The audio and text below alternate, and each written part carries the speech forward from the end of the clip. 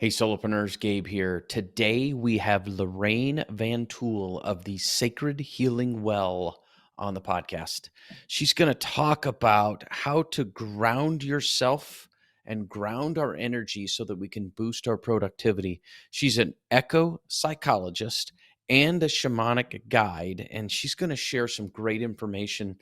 And before you go, oh my goodness, this is going to be a bunch of woo woo stuff, it's not. She's going to talk about some things, but we then bring out some good practical ways to understand it and help you then be able to take this information and put it to good use. So I hope you enjoy and look forward to hearing what you think of it afterwards. Loraine, thank you for being on the podcast. I'm delighted to be here, Gabe, with you and your listeners. Thank you.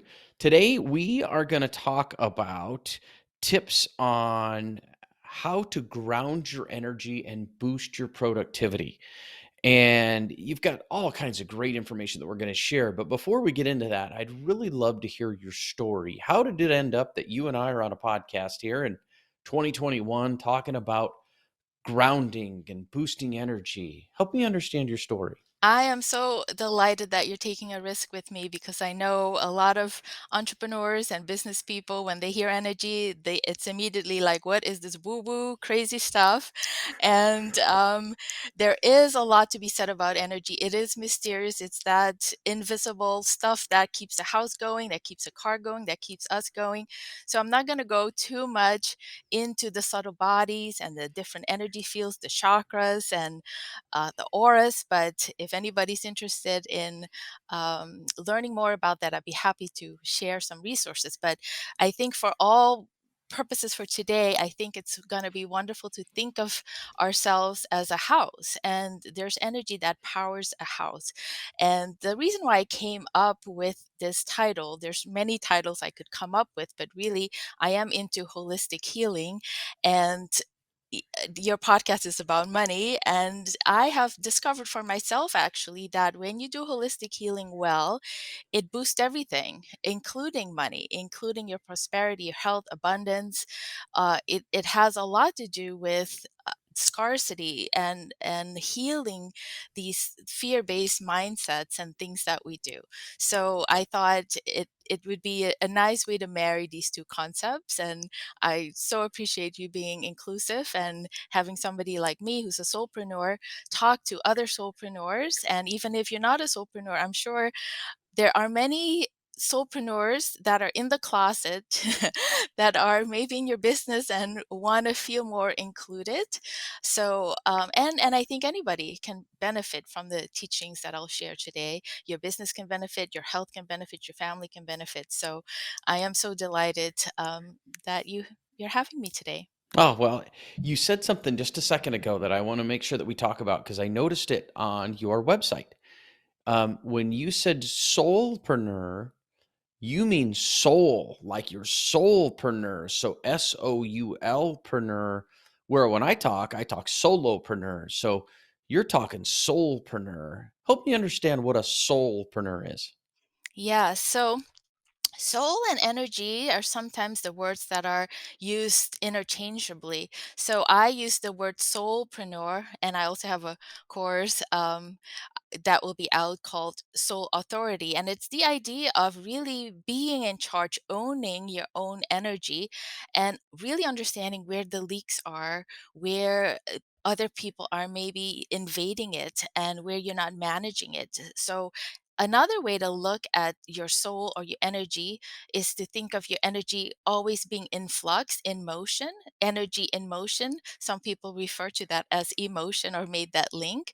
If you think of this amazing way in which we interpret our needs, our emotion, to, for example, all the way in which water moves through us, through tears, through or blood pressure, through sweat, through all of our different fluids. It's just energy moving through, and water being a little bit easier to transport and move through our bodies than other kinds of particles. So this energy in motion, this energy that is moving through us is our soul. And I think of a soulpreneur as people who really are in the transformation businesses. There's maybe coaches, they're healers, they're artists, writers, many people who are maybe in other kinds of businesses, maybe even selling products, but they're really interested in the soul of ourselves. So think of many people nowadays that are very energized, but it's almost like they become machines or batteries,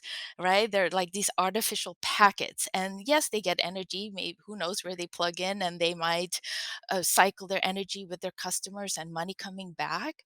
But it's not connected to the mystery of life. So soul is also has to do with spirit and the spiritual, and it energizes you, but it also makes you feel connected to something bigger, and it gives you that meaning, right? That wonder, the magic, all the things that, that we have reverence for, the sacred. So that's what I mean with soulpreneurs, people who really have an interest in also promoting that.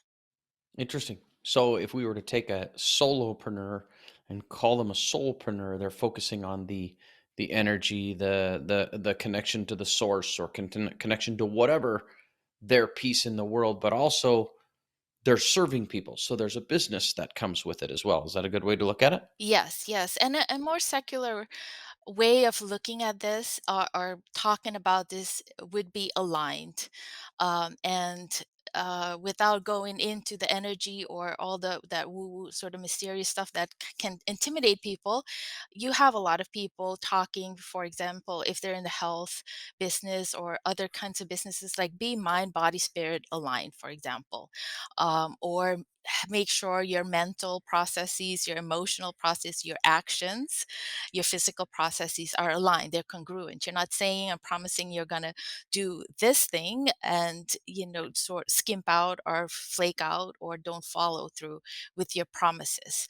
So this alignment, I work with it using the elements, using ways for us to connect to how life works, using air, fire, earth, and water.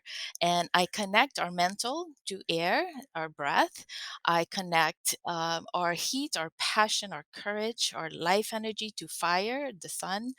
I connect earth, meaning our physical, our action, our bones, our structures, to earth. And I connect water, emotions, to our tears, and how we manage our intuition, our knowing, and our flow in life. Very interesting. So help me understand then, how did you get into this? What's the background that has you being able to talk about and teach on our energy and connecting and connecting the mind, body, and the spirit, and then even bringing the business in, and help me understand that entrepreneurial journey. That's quite a story. I grew up in Suriname, which is right above Brazil. Not a lot of people probably know about Suriname.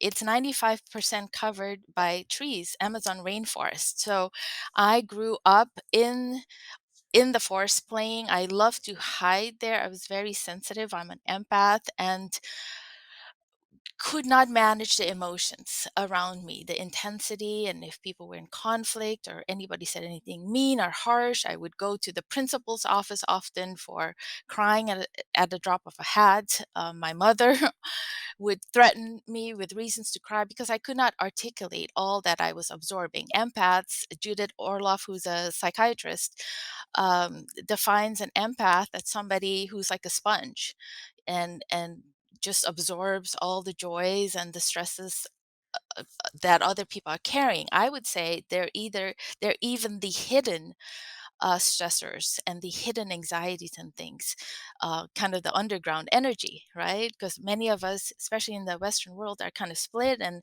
we're very aware of our conscious thoughts, but not aware of really what we're carrying, and so give a lot of mixed messages. So anyway, not just here in Suriname as well.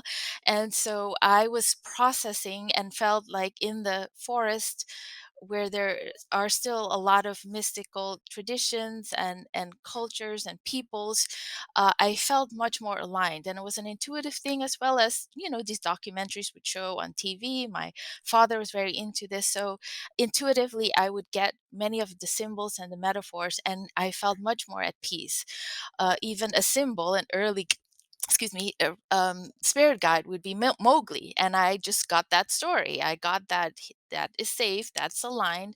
It's a higher frequency of energy in nature, and it felt much more congruent. I felt at peace, and that's where it was happy. So that did not last forever. There was a revolution in my country when I was 10 years old, and we moved 3 years later because it was just way too chaotic. And we moved to Miami. And this was during my middle school years. So it was just the biggest shock. I was shell shocked and I did not have anywhere to hide. And I ended up pretending I could not speak English. So this was my way of hiding. I was selectively mute. Kids would make fun of me when I spoke until I would say college. I still had lots of issues. So I was joking with you. This is a miracle in and of itself that I'm having fun. I'm actually just a little bit cold in the hands. But other than that, I've grounded, and we'll talk more about that. All of that energy.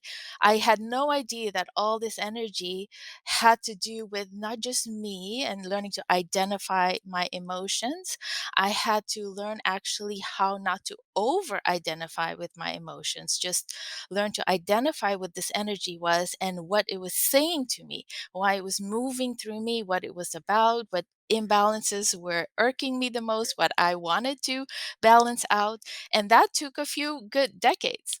So the only thing that was available for me in terms of healing was clinical psychology. I did the traditional psychology route in undergrad, then did clinical psychology, just stumbled from one thing to another, and actually realized that in the meantime, I had recreated this sanctuary, this nature sanctuary, through my own dabbling with what healing is. And lo and behold, I end up in clinical psychology, and it was the biggest clash. It was not what I thought it would be. So, in terms of my intuition getting challenged, this not being evidence based, so on and so forth, I was like, what do I do in my third year now? Am I going to start all over again? What am I going to do? So, I ended up incorporating getting more certifications in depth hypnosis and shamanic work, so on and so forth. So, all seemed well. I had worked at a university counseling center, mental health agencies.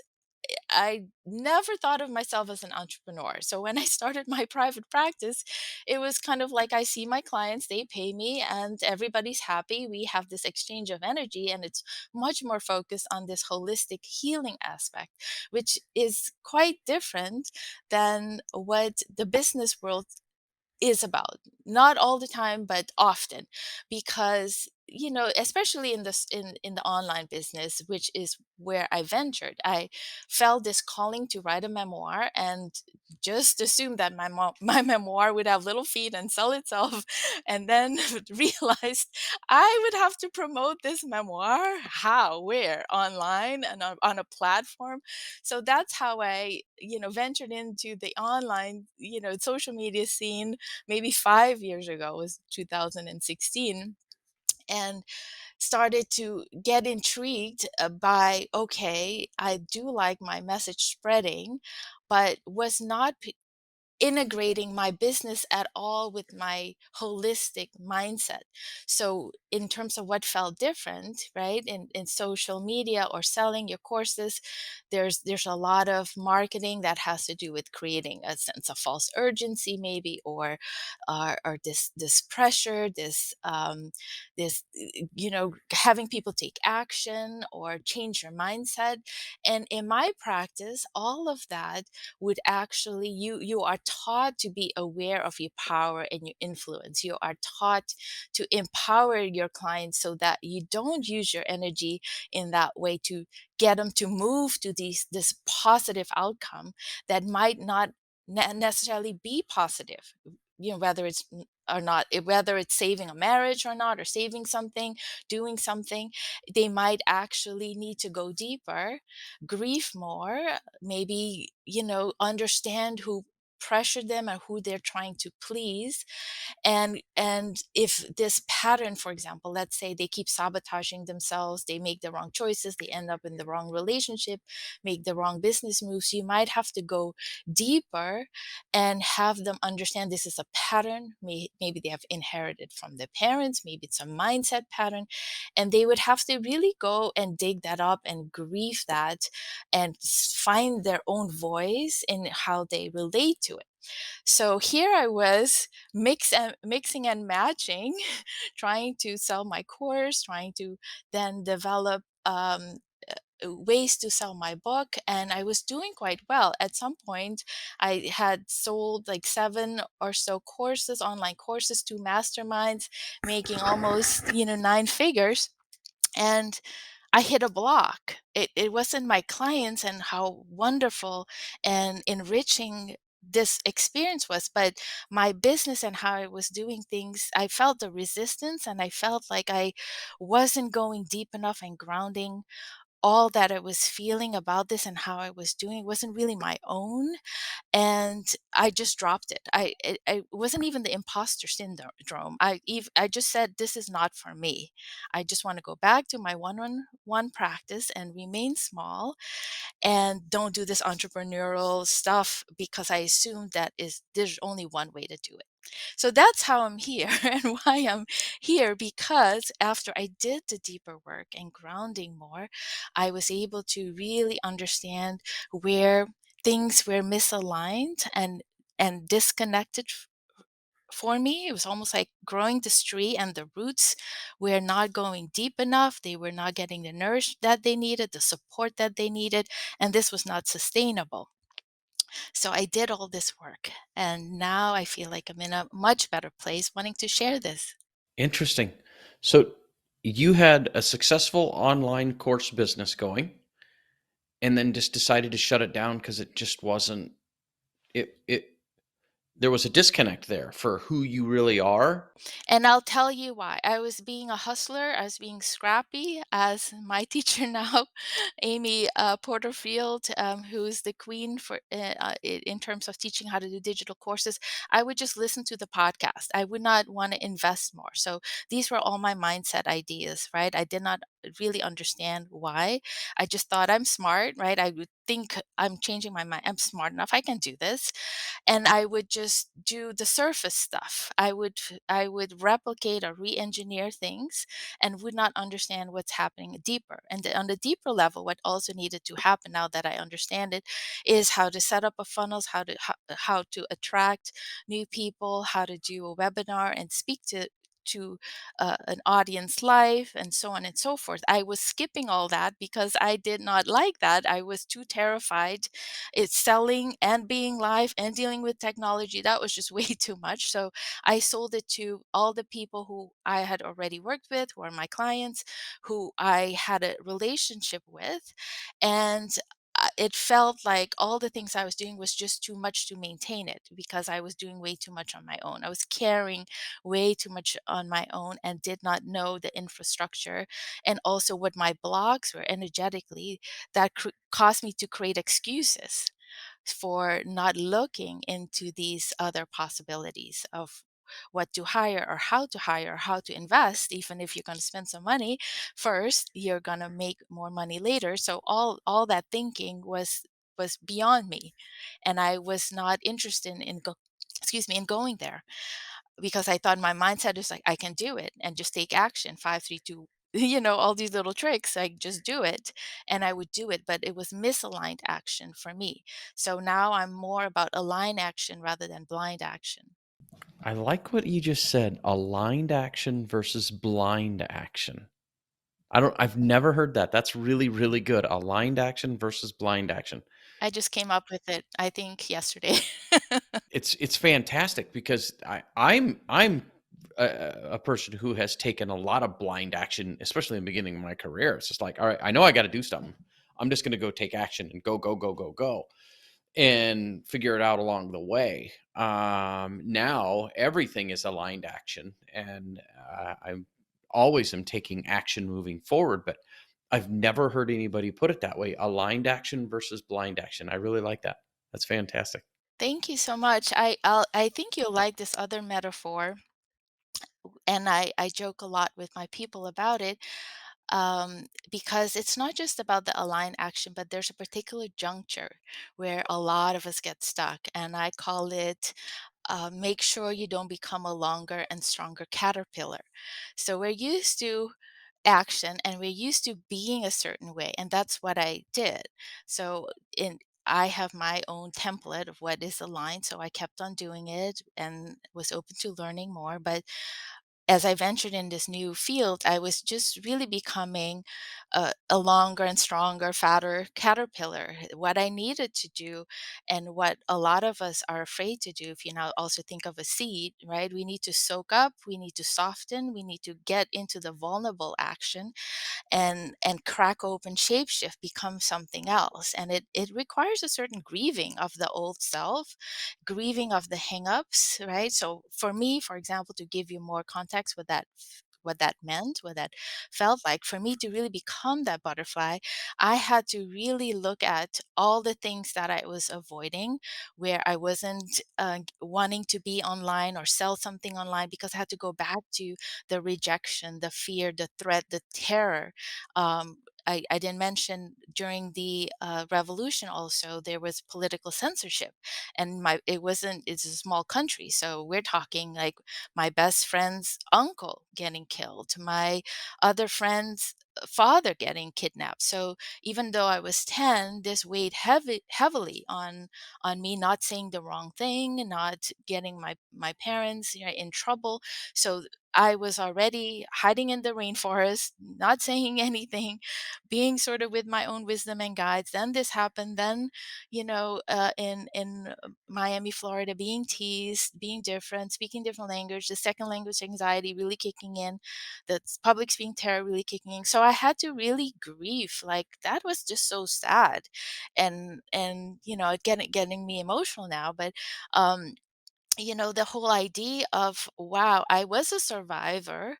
I'm smart, I'm intuitive, I figured it out, but I don't have to be in that hustler mindset. I can grieve how sad it was, and how much I really deserved, and how much of resources now I do have. And what's the point? you know just thinking too in terms of now money and economy. Like a healthy economy means circulating all of that, right? Circulating the money. And so I had to really extrapolate my whole thinking to business, and not think of, oh, money's out of integrity. That you can have, nonprofits, you can have private practices totally out of integrity with money, right? So I had to really understand I had to sort of in my mind say launder the money, re reorganize how this money stream would flow in a way that would feel like it was in my integrity, and how it was aligned. And so really understanding that alignment at a certain juncture means complete breakdown in some ways to become the butterfly, and just see yourself shapeshift in something completely different. So help me understand your story in the going from the caterpillar, easy for me to say, caterpillar, to the butterfly. So when I think of that, the caterpillar has to go into a cocoon and change in the cocoon. So like you said, it has to take the pause. So Mhm. when you talk about going from your caterpillar to the butterfly, how did you how did you make that transition? Yes, I love that you're thinking of that cocoon and that chrysalis. As I said, my people, that my tribe are empaths and highly sensitive people. So they go through life as I did, not having any idea that they're completely intertwined entangled with other people's energies. So the first thing I teach them is how to set up a soul sanctuary, which serves as that chrysalis. And I call it, the first step to do is to retreat. So I spell treat, Tree, retreat, because there is a central tree in the middle of this sanctuary. And this central tree is to really help us to immediately connect to something bigger than ourselves and to understand the invisible energy that fuels us. For a house, it's like connected, and wires feed us this energy. For life, it's the sun and the earth, right? We're 1 degree removed from how plants and trees live, and we live off that energy. So connecting, and sitting with this tree, leaning against it, can already feel like your backbone is supported by the trunk of the tree.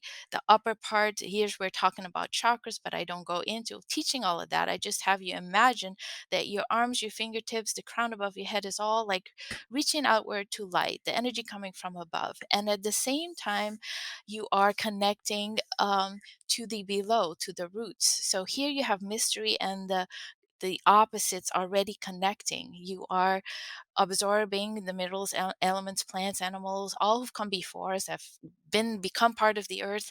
You are now being fed that energy, and it's feeling like you are part of something bigger that is, beyond religion. It's something that anybody, any human being, can understand and practice. This already helps you to start taking your soul back and start for you to like grasp the idea that you are a being that is separate from others yet interconnected rather than codependent. So that's the first step. So sitting there and going a little bit underneath the conscious mind, being more in the body, feeling that out more, can give people already some insights. For example, where they're split, where they're not aligned, meaning they know that they are what I was doing, for example, very quick fix, sort of worried about the storefront. Social media now, right? It's very much about that too, what people say, not, wanting to look carefully what's happening on the back end or what's happening underground, and that affects everything that's happening on the storefront. But we get away with, you know, looking pretty, having this mask on is fine. So when I did my own practice with this and said, I'm an expert in who I am and I should be the expert in my business, even though I'm not a business expert, then I could look into the infrastructure of my business and saw that I was just really only focused on the forefront, the outcome, the results, as everybody was telling me. I was having the results. Something did not feel right. And I didn't want to keep doing it. It didn't feel as fulfilling as how it felt working with my clients one on one, because that energy went all the way deeper in a more holistic, healthier way. And I was not in a healthy relationship with the money or the business, right? It was just coming in, but it was kind of superficial. So it wasn't fulfilling to me. So only when I did this, I was like, okay, let me go deeper. And then, right, the breaking down of the butterfly or the seed had to do with this crying and this fear and, the limitations that I had experienced and what a struggle had been to move through them. So suddenly now, I used that and composted that, and I suddenly could experience myself as having so much energy and so much to give, more like a mother tree, right? And in business, you also have like kind of the career ladder, everything going very linear. A mother tree in the rainforest, a certain point you go around and you think of this generosity and this regenerating and supporting so much life and it coming back to you. So when all of that started to become my own, then it's like, okay, now I'm back. Now I'm back in the game, but I can bring my own perspective to how am I going to run my business and fully own it and do it my way. And the things that I don't like, for example, if I don't like a 1 hour, cold uh, uh, live webinar with people where I'm pressuring myself and them to, for something to happen, I can do it differently. I can have a 5-day challenge. I can do another way of getting to know them in my own time and do it how I want to do it. So all that creative insight, these fresh ideas, which is air, became available when I punctured through that glass ceiling or through right the with the sides of the seeds and the cocoon and became the butterfly. So that's what that looks like for me or looked like for me. Yeah, really interesting. So help me understand. We were going to talk about, how to, how to ground ourselves and ground our energy so that we can then boost our productivity and boost, frankly, our life. I mean, this podcast is not only about money, it's about life as well. And I assume part of what you just explained, part of your story is part of your teachings. Is there more to that you could share? Yes, and so I mentioned if you want to know more about energy and important aspects of energy, including this paper doll effect, you can read Cindy Dale's book on energetic boundaries. For example, she has the subtle body. So many of us energy workers, or even therapists, holistic healers, transformation agents, we see this a lot, and we call it patterns. So you see these vicious cycles happening over and over again. Your clients could come in and feel like they're telling you a brand new story, brand new problem, and they just want you to give them this listening ear and support them. But if you really do want to help them, you want to help them understand the patterns. So there are a lot of patterns related to money and related to scarcity. You can have a scarcity mindset, like I did, or being blocked in terms of your energy flow, being threatened by outsiders, punished. So that means you believe you can't have more safely, right? And so you can repeat this in your relationships. You can where there's always somebody taking advantage of you, not giving you a lot of love or care that you need. But this can also happen in a business setting. It can happen with people who own their businesses, or people who are just going from job to job and remaining unfulfilled. So when you look at this paper doll vicious cycle and want to heal that, you and grounding deeper, what that means is, instead of go go go and sidestepping it or bypassing it by saying this thing is the block, just right, your fear, like there's a saying, for example, when we work with fire, and the saying is transform fear into courage, right? So that's what I try to do. I'm afraid, I'm going to transform into courage. What's I discovered not quite right with this phrase is, it's really like, how are you going to transform this fear? Where is this energy going to come from?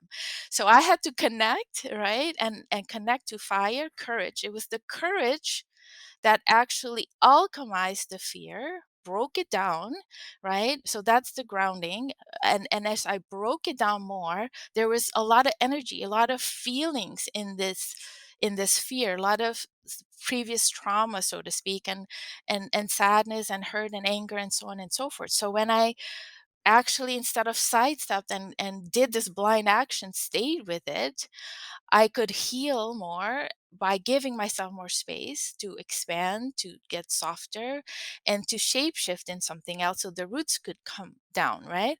So that is what I mean with grounding and being still and making sure you're just not like a leaf in the wind being, blown everywhere. You're grounding yourself.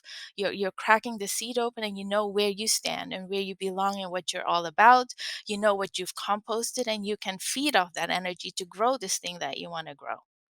So that's what grounding means to me. So how would someone on their own try to maybe start a practice of grounding? I mean, what would do you have a tip or two that you could share? So I when I start with brand new people, I usually ask them a little bit to get a sense, because they might, as I had no idea what grounding meant. I was like, "What do you mean ground?" My teacher mentors would say that. So I help them connect to things they've already done that are closest to grounding. And I'll give you some examples. For example, if they have a pet, or if they like walks in nature, or if they like journaling or yoga, or the few minutes at the end of your exercise where you just get to relax and be in the body, or art, or anything where they're really in the flow, I ask them what does your body feel like, and what's different than when you're on the go go go. So it's often that they feel heavier, they feel like maybe the gravity, a sack of potatoes, relaxed, they feel their feet on the ground, they don't feel so top heavy as if they're sort of like ice skating on a frozen body, right? They feel like everything is aligned and moving like an athlete. Sometimes I have them imagine like they're a surfer on the surfboard versus how they're going about their life now. It's like if you transport yourself, how you walking through life on that surfboard, would you fall off immediately? And they were like, yeah. So what would you do differently? You would be more in your lower body and your core. So I said, you believe it or not, I practiced and taught myself how to be like that even when I'm writing a book or behind a computer. You cannot be this dead potato, or what is it? What did they say? You couch potato, chair potato behind your computer. You have to be active, your energy flowing. So I tell them that is what grounding is. And I have this method where you can very quickly do this. So I teach them the retreating method and see if they like it. And so we're using actually sacred shapes, sacred symbols, and without having to go deep into them and sell them these ideas, I just say try it. So when you now are in this sanctuary that serves like a greenhouse, you on purpose directing your mind to get into your parasympathetic true nature, right? And yes, nature could be many different things, but you're not ready to harmonize it all yet till you can at will activate this part of yourself. So by activating your true nature, you're going in there, imagining it's a greenhouse, and you're really playing with the elements. So there is a soft breeze, it might smell good, you feel the sun on you. There is this tree, these boulders, these things, earth elements supporting your flowers, plants, and there's running water. And I just have them sit there and lean against the tree and surrender. I even have them have their head back a little bit and lean and totally rest and feel thoughts and inspiration moving through them rather than them being sort of this pool of water that is separated from waterways and going to become contaminated and toxic just because you're separated. So I explain that to them and I have them try it. And that is just a 1 minute to 5 minute meditation exercise, and it usually helps people immediately feel connected and start flowing and grounding themselves. And so what comes next? What comes next? So once you do this, there are ways to check for disharmony and imbalances. So there I have a 3 point, a 5 point, a 7 point system. Depends on how elaborate you want to get. But let's start with the 3 point. So the 3 point looks at polarities, right? So now you're in tree and we're having a holistic mindset. So we're just with the 2 point looking at the sacred masculine and sacred feminine, so to speak. So we're working with two elements, air and sun. It's easy to remember, and all these systems are organized in a way that it's easy to remember and very natural and intuitive. So they are on top, right? Energizing from the top. On the bottom are water and earth. So if you now notice that you are very air-like, meaning you have a lot of thoughts, you're just like they come and you feel so bright and brilliant, but you're not grounding anything, meaning nothing, you're not going slow enough to really integrate these great thoughts in some kind of system or have somebody else do it for you. You don't have to do it all. Um, but they just come and go and nothing lands, right? Nothing really takes root. Or fire, you're very passionate, you have great wonderful like passionate, you can inspire people, but it really doesn't take fruition, doesn't go anywhere because you're not really feeling and empathizing or feeling what the other person is feeling because you have maybe a disdain for your vulnerability, or you don't want to you over identify with feelings, and when you feel bad or angry, or you think I am angry, I am bad, I am these things, rather than you're feeling them. What are these feelings telling you? How they trying to nourish you actually and detox, right? So if that, for example, is something that is not as balanced as what's happening on top, your tree is not going to grow in a healthy way. You're going to get a stunted growth or something like that. So you go in the meditation just to read your energy. And what they say, right? Your energy, money, sex, all relationships, they're all related, right? You'll see this pattern repeating.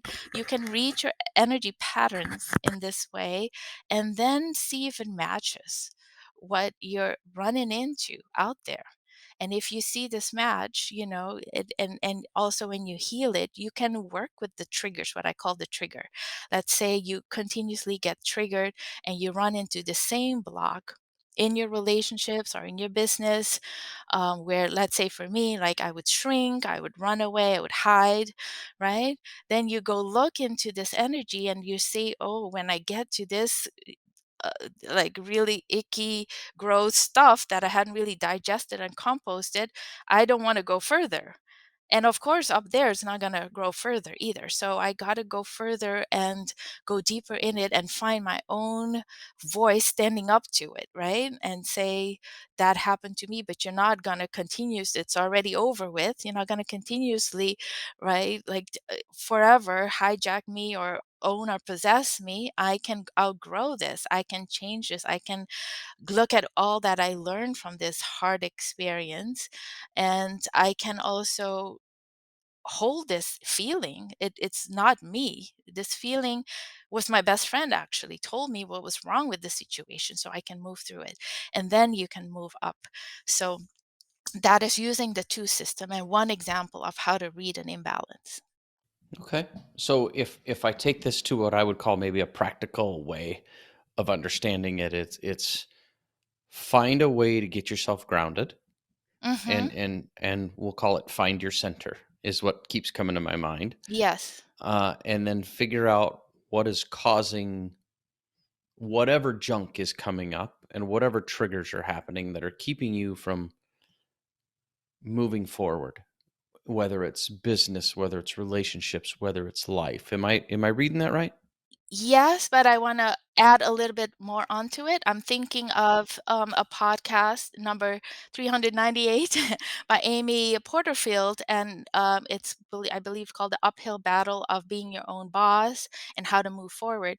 And in there, she actually talks also about this sort of this paper doll pattern, how she in expanding her business and moving, ran into very similar issues with food, with anxiety, depression, and so on. So centeredness, if you think of the tree, that is where you want to be in the middle. That is your core. But why I call it the 3 point system is because when you grow up and down, I call it at every level a new devil. So that paper doll, you're gonna find a new level. You're not just centered. You might be centered, whole, balance, and harmony, but now you're taking on a new challenge, or you're growing your business, you're growing yourself further, and you're gonna now feel like, did I regress? I'm having these same problems. And you're not. You want to stay centered and grounded, but you're going to feel that thing like a pebble in your shoe bothering you. And you need to sort of, right, crack that little seed to grow something new. So what needs to happen? Ask me the question again. Oh, so what do people need to do, right? So it is then recognizing that you whatever you already established in terms of your system, your grounding, right? It is great. It's like it's sturdy and it will hold you grounded, and you want to continue to occupy that space in for people very sensitive working to trauma. We think of it even as you having two bodies. You have a truth body and your trauma body. And if you're not grounded and present enough, your trauma body can just come over and just knock you out. And suddenly all that flies out of the window. So I'm really helping people not only retreating, but adopting that as your truth body. Even if it felt like it was the fleeting thing for most of your life, it is still your truth body, and the trauma is what you over identified with or got confused by. So now that you're here, now you're going to this new level and you're finding this new unhealed seed. You keep on going deeper and deeper, and you might have to make a connection with whatever is now getting triggered with what's happening in your life, this new thing that you're trying. The other thing that I also wanted to say is just like when you have a fuse box, or now they call it a circuit breaker in your house, right? It's upgraded and everything. um, there are things you can do yourself, right? If things get tripped, you fix it and you know where to go.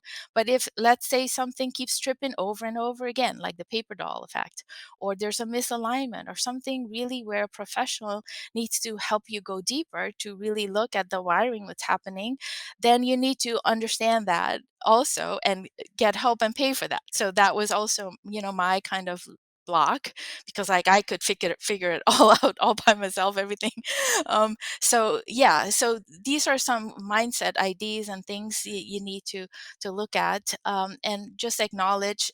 Unfortunately, even though it's a natural process, right? Where in the past communities and villages could take care of this, in our modern day wiring and modern matrices, there is a lot of things miswired and out of balance. So it is totally fine, and right, no shame or anything, to get help and see where some of this is, a little bit crisscrossed, the wires are a little crossed, and you're not able to do it by yourself. But yes, so just to give you an idea of how it's a paradox, right? You're centered, you're growing, but at the same time, you can be totally kind of feeling out of whack and out of sorts and off by this new challenge, as Amy talks about in her podcast. Very interesting. Very interesting. Well, what we're going to do is we're going to make a transition.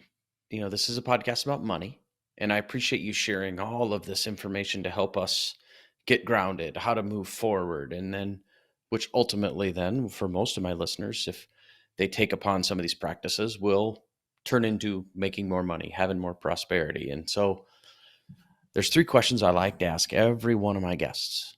And the first question is what's the smartest thing you've done regarding money? And tell me that story. The smartest thing is getting help. Like I said, I'm from a third world country and hustling and trying to do everything. There was some pride in that, and learning to think of it more holistically as, what's the point of holding all of this on to all of this money? It needs to cycle, and I can hire a maid, and I can hire contractors, and I can hire people to help me. And there is a limitation in terms of my own time and energy, and to be much more streamlined and careful in harnessing that and protecting that for what I'm good at. So I would say that's the smartest thing and way I'm thinking about money now. Yeah, you invested in help, invested in yourself, you invested in your business, you invested that money. So that's fantastic. How about the biggest money mistake you've ever made? Tell me that story. So that follows right after this, which is the story of not rooting enough, right? So now all these marketers are so good at seducing me with all these promises and all these masterminds and courses. So I ended up buying a bunch of them and couldn't digest them and couldn't root and couldn't implement anything because there was way too much on my plate. So that was not a wise way to spend money. And I had to go back to, right, my system was like, okay, really carefully set the boundaries, what's yes, what's no, and be honest with yourself, go slow. That's another thing, right? Tweets and everything going fast, and I'm learning more and more my way is slow and deep, and that's okay. That's fantastic. That actually comes around to that whole grounding and to the slowing down as you were felt like you extended yourself too far. I wouldn't say financially, but you bought all these courses, weren't able to use them, and had to come back and go, wait a second, is this really fulfill my vision? Does this fulfill where I'm trying to go? So there's a third question that I ask everybody, and that is what does mastering your finances mean to you? Yeah, so mastering my finances now, for me, I see money as energy. Like I said, everything is energy, but talk about money, right? Money is something that really cycles through all of us. I do like the book Donut Economics. I don't know about if you know about this, by Kate Raworth.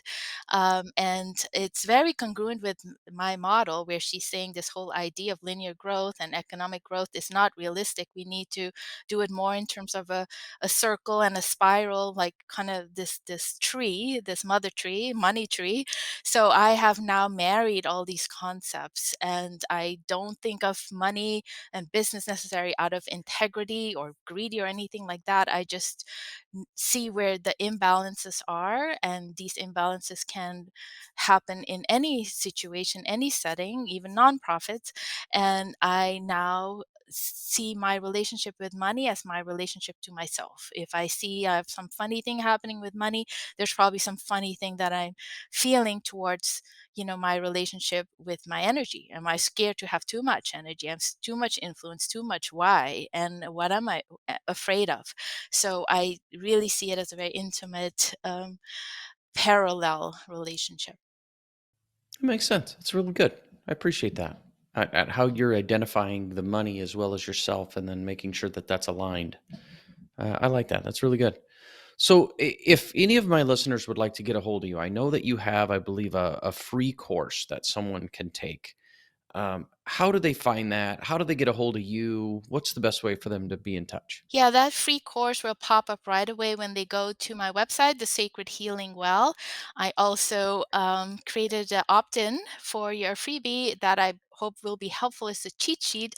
And it's like, oh, actually, I have it right here. It's like a fuse box, and they can look at these little tips and mindset examples when their own inner fuse box is perhaps stripped, and what it would sound like if it weren't, and assess that, assess their mental, physical, emotional, and energetic bodies with the help of the elements.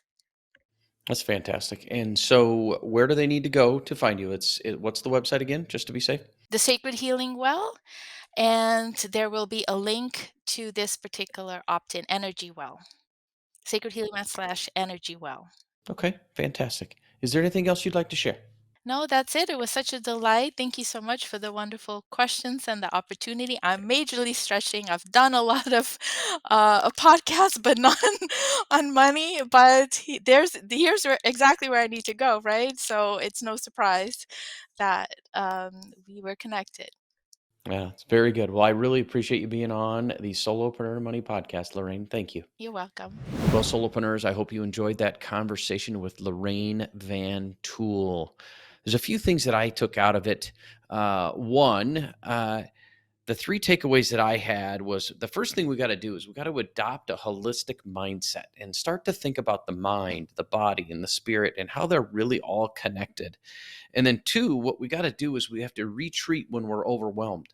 And that retreat, remember how she said it? Retreat is RETREET instead of retreat as EAT, it's EET. So retreat when you feel overwhelmed, meaning maybe even just literally go sit against a tree and find your center, find your place to connect so that you can start to allow the thoughts to go again and get you on to the ability, which is then the next, is start to take aligned action. And she talked about how one of the things that she started to do is she started to kind of got roped in, so to say, by the marketers out there because she was not 100% aligned to where she was going to go. So she had to step back and think about really where does she want to go with her business and with her life to determine what type of marketing programs and the other things that she really should be using. So those are the three takeaways that I got. I'll repeat them. Adopt a holistic mindset. Number two, retreat when overwhelmed. And number three, take aligned action instead of blind action. That's probably my favorite takeaway. Aligned action versus blind action. If you haven't done so already, please hit follow. I believe that's the new subscribe for podcasts so that you can get each of these episodes in your feed each and every week. If you've already done that, then do one more thing. Share it with a friend. I truly appreciate your help and I appreciate you listening. Have a fantastic day.